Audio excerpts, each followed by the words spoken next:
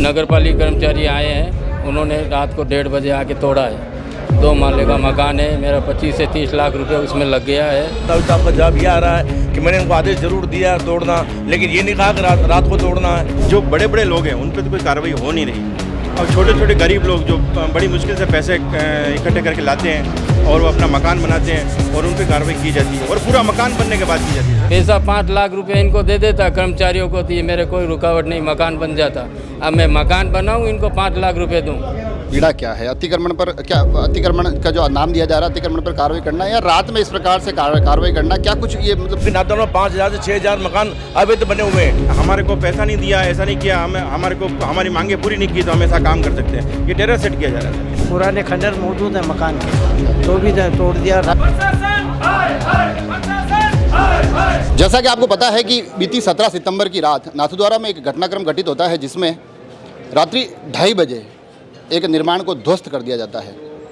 नगर पालिका की इस कार्रवाई के बाद से ही लगातार वहाँ एक विरोध का माहौल बना हुआ है। हर रोज़ ज्ञापन भी किए जा रहे हैं, उसके साथ साथ आपत्ति भी जताई जा रही है, और इस पूरे प्रकरण की आंच नाथद्वारा से निकलकर आज राजसमंद जिला मुख्यालय तक पहुंची है। जानते हैं आखिर जो कुछ प्रकरण हुआ वो उसके क्या क्या तथ्य निकल कर आ रहे हैं, और आज क्या कुछ नया है। क्या नाम आपका? अशोक सना। आपका ही मकान है? जी, मेरा ही मकान है। रात को 1:30 बजे इन लोगों ने, नगर पालिका कर्मचारी आए हैं, उन्होंने रात को 1:30 बजे आके तोड़ा है। 2 माले का मकान है, मेरा 25 से 30 लाख रुपए उसमें लग गया है, और पैसे मांगते हैं ये लोग, पैसे दे दो तो आपका काम होएगा, पैसे नहीं दोगे तो काम नहीं होगा। पर इस पूरे प्रकरण में नगर पालिका का एक पक्ष ये भी निकल के आ रहा है कि रात्रिकालीन को निर्माण चल रहा था और इसलिए हमको जाना पड़ा, ऐसा कुछ? गलत, कोई निर्माण नहीं चल रहा, गलत बात। कोई पड़ोसियों से पूछ लो, सबसे पूछ लो, जब से उन्होंने नोटिस दिया मेरा काम बंद था। क्या कारण रहा होगा? आपको क्या लगता है इसके पीछे कोई द्वेष की भावना रही होगी? कोई पैसा नहीं दिया मैंने। अच्छा। पैसा 5 लाख रुपए इनको दे देता कर्मचारियों को, तो ये मेरे कोई रुकावट नहीं, मकान बन जाता। अब मैं मकान बनाऊँ, इनको 5 लाख रुपए दूँ। अब इसको लेकर अलग अलग रोज आप कर रहे हैं, आप एसडीएम को भी ज्ञापन दिया है आपने, हर एक जगह जाकर बात तो उठा रहे हैं। आज जिला कलेक्टर परिसर आए हैं, जिला कलेक्टर से क्या कुछ आश्वासन मिला है, और यहाँ आने का क्या कारण रहा? कलेक्टर साहब ने कहा है कि हम इस पर उचित कार्रवाई करेंगे। यहाँ आने का कारण ये है सर, जो बड़े बड़े लोग हैं उन पर तो कोई कार्रवाई हो नहीं रही, और छोटे छोटे गरीब लोग जो बड़ी मुश्किल से पैसे इकट्ठे करके लाते हैं और वो अपना मकान बनाते हैं और उन पे कार्रवाई की जाती है, और पूरा मकान बनने के बाद की जाती है सर। और पूरी तरह से ज़मीन उनकी होती है, उनको पता बाद में पड़ता है कि भैया इस तरह की कार्रवाई की गई।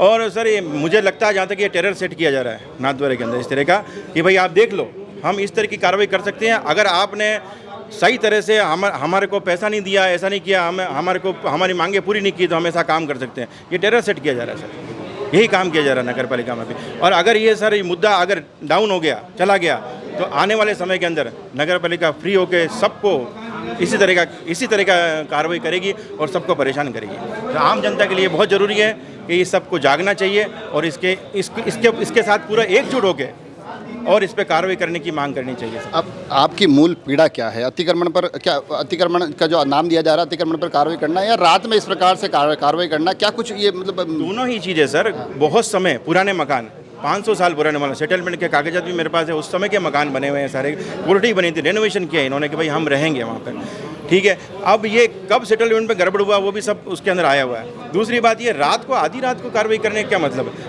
18 तारीख सुबह पेशी थी, दोनों पक्ष को वकील ने बुलाया था कि कोर्ट ने, मजिस्ट्रेट साहब ने कहा था कि भाई आप 18 को भी आइए, 17 जो भी होगा, 17 तारीख को उन्होंने तोड़ दिया। 18 को पेशी थी आप बता रहे हो, और 17 को मकान तोड़ दिया, तो ये भी अपने आप में कहीं ना कहीं एक विरोधाभास जैसी स्थिति महसूस होती है। ये तो जग जाहिर हो रहा है सर। 17 तारीख रात को 2:30 बजे आना, इस तरह की कार्रवाई करना।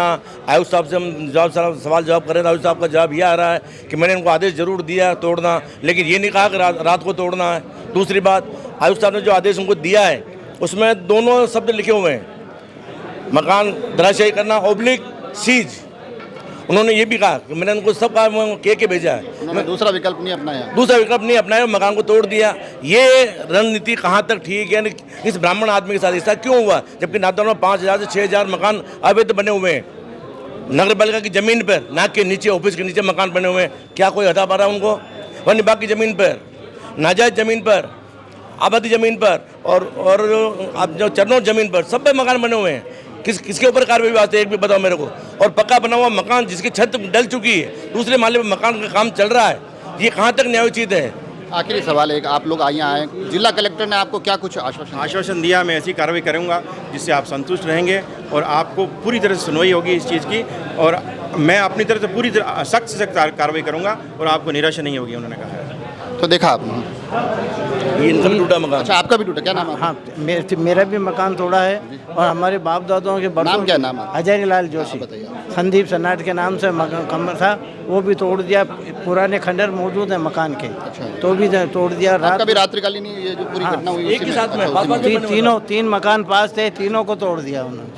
एक ही आराजी है, 23-10 आराजी पूरी। ये देखिए आप, 3 अलग अलग मकान का जिक्र निकल कर आ रहा है और नाथद्वारा में इन दिनों ये लगातार ये मुद्दा सुर्खियों में छाया हुआ है। इसको लेकर जो सबसे मूल आपत्ति बताई जा रही है वो ये है कि कानूनी शरण में चले गए थे, उसके बावजूद 18 की दिनांक मिल गई थी और फिर भी 17 की रात को ये पूरी की पूरी कार्रवाई हो जाती है। तो इसको लेकर लगातार ये ज्ञापन भी दिए जा रहे हैं, विरोध प्रदर्शन, और अब जिला मुख्यालय पर आकर भी इस आवाज़ को उठाकर प्रशासन से आग्रह किया जा रहा है कि इस मामले की व्यवस्थित जांच हो और ये सुनिश्चित किया जाए कि आखिर ये जो कार्रवाई हुई है इसके पीछे का असल कारण क्या था।